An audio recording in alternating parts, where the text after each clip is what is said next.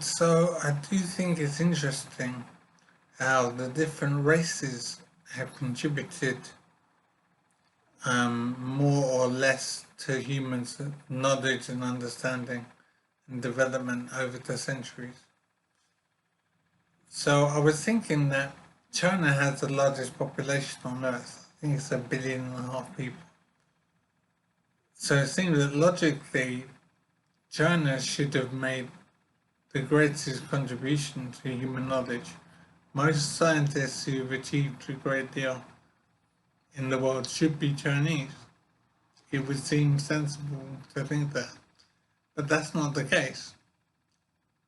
I believe that the most significant scientific knowledge and progress has been developed by white men.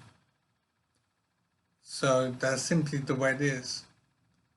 And I think it is interesting that white men seem to have been the most significant factor in the development of human knowledge.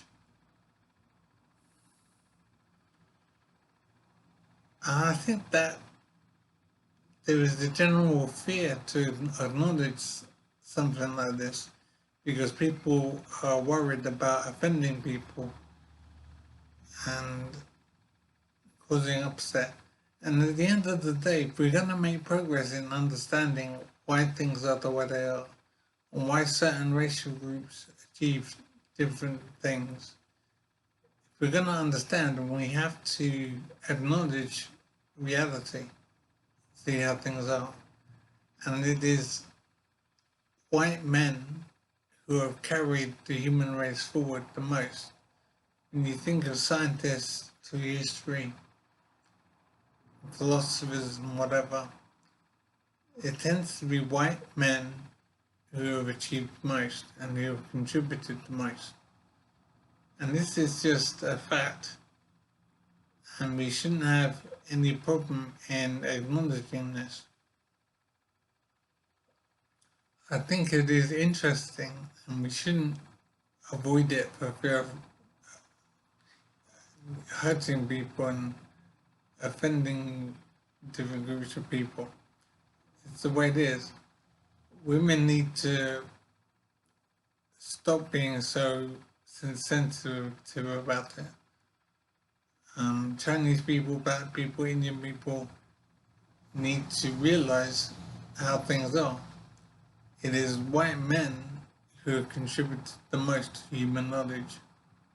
And that's simply the way it is.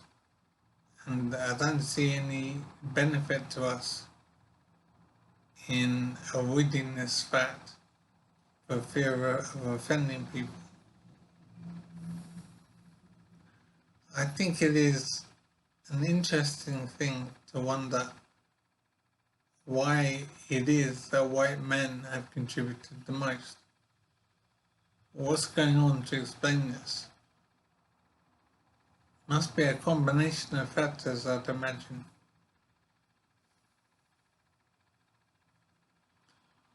But whenever I think of famous inventors and philosophers in history, tend to be white men. Alexander Graham Bell, Thomas Edison. It definitely seems to be the case, and the question is why. And I don't know how we even begin to answer this. But the important thing is to pose the question and start from there, I suppose.